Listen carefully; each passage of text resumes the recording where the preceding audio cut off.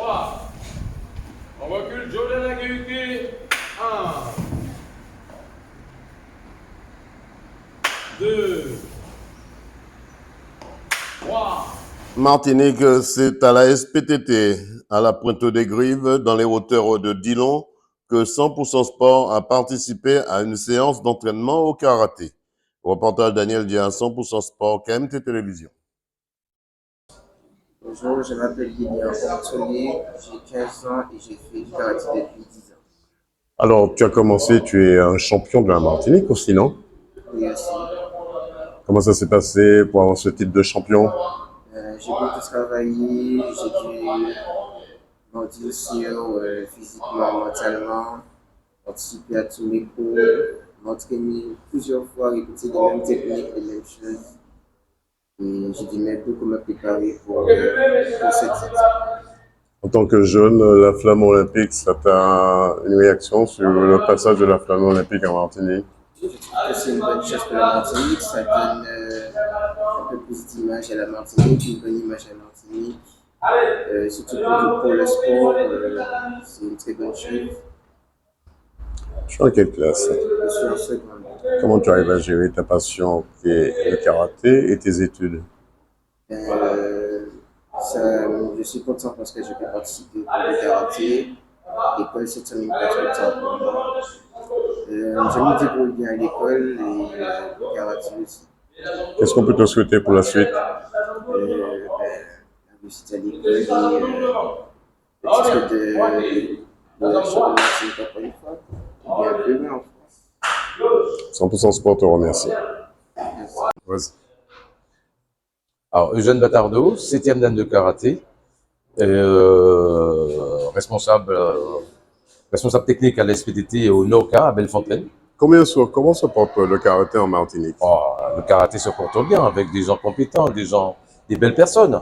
Et on peut toujours encore faire mieux, quoi. Mais on ne peut pas dire que notre karaté se porte pas bien. Pour l'instant, on est dans une période un petit peu, on se recherche parce que bientôt les élections, mais notre karaté se porte. Je pense que le karaté se porte pas mal en Martinique. Comment ça progresse avec les enfants? Alors, vous savez, alors déjà, on va commencer. Pour les couleurs, expliquez-moi les couleurs jusqu'à la couleur numéro 3. Jusqu'à la couleur numéro 3. Alors, là, on commence. Alors, si c'est aujourd'hui, on a la ceinture blanche, la ceinture jaune, la ceinture orange, la ceinture verte, la ceinture bleue, ceinture marron, ceinture noire. Mais vous savez, les enfants sont jeunes. Il y a des demi-ceintures qu'on peut donner aussi aux adultes. Et donc, au lieu d'avoir une ceinture orange, on peut lui donner une ceinture jaune-orange. L'année après, c'est pour aussi, les enfants arrivent très tôt au karaté, ne pas les bloquer. Parce qu'aujourd'hui, le passage de ceinture noire, l'examen de grade de ceinture noire, il y a 14 ans. Et chose qui a beaucoup changé. Donc, pour que l'enfant ne soit pas, elle arrive à un âge trop tôt, mettons à 12 ans, et on peut le faire monter par 2 demi-ceintures, afin qu'à ses 13 ans, 14 ans, il puisse se présenter au grade, à son premier dan, que les autres qui soient là, qui se sentent pas retardés. À partir de quel âge ils peuvent pratiquer cette discipline? Aujourd'hui, on a le baby karaté qui commence, il y a des clubs qui prennent les enfants depuis à l'âge de 3 ans. Nous, ici, on les prend à partir de 4 ans, 4-5 ans, du moins que l'enfant se comporte correctement, bien, et un bon encadrement. Nous, on est là pour aussi les encadrer pour faire un peu émerger le karaté. Mais c'est vraiment la base, c'est vraiment le jeu du karaté, hein. C'est pas encore du karaté, c'est la découverte des arts martiaux. Avant-dernière question, quelle est la meilleure défense du karaté? Quelle est la meilleure défense du karaté? Oui. L'apprentissage. L'apprentissage. On apprend tous les jours. Et on apprend tous les jours. Et la sagesse, c'est la meilleure défense. C'est la meilleure attaque aussi. La modestie, l'humilité. Je dis tout ça, c'est là qu'on apprend. Très modeste. C'est de l'art aussi, ce karaté, cette Comment? discipline, c'est de l'art. Le karaté, c'est un art martial. C'est un art de combat, c'est vrai, hein. On oublie souvent, c'est du combat. Mais après tout, le karaté a beaucoup évolué. Et entre le kata, qui est du bunkai derrière, il y a plein de choses. Le karaté a énormément évolué. Alors moi, si je fais du karaté comme vous, et je me fais attaquer, je me fais agresser, quelle est la meilleure façon de fuir?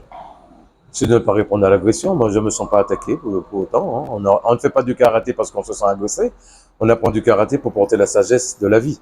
Nous ne sommes pas là pour agresser quiconque. On ne se sent pas non plus agressé du tout, hein.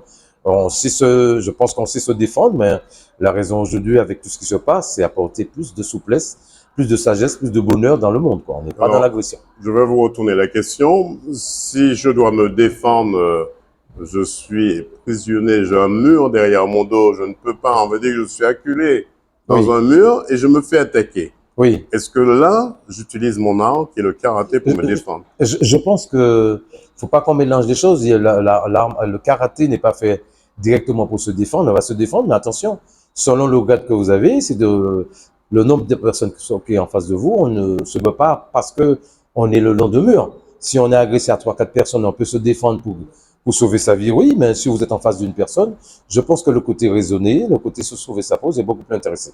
C'est intéressant. La fuite, c'est la meilleure défense au Ou karaté. la fuite, vous prenez la fuite. Mais si vous pouvez la prendre, c'est pas toujours intéressant. Qu'est-ce qu'on peut vous souhaiter pour la suite? Une longue vie au karaté, accompagner encore nos enfants le mieux possible, nos jeunes Martiniquais qui ont un sacré potentiel. J'ai 2 jeunes ici au club que je suis vraiment fier. Il y en a d'autres, il y a une bonne relève qui ont fait un beau parcours. Je tiens à les féliciter. Les parents qui nous accompagnent, la ligue qui fait un super boulot, un très beau travail. Moi, je suis responsable de grade, donc je mets en place les examens pour les ceintures noires. Donc, c'est encore une grosse mission, mais avant tout, c'est prendre du plaisir.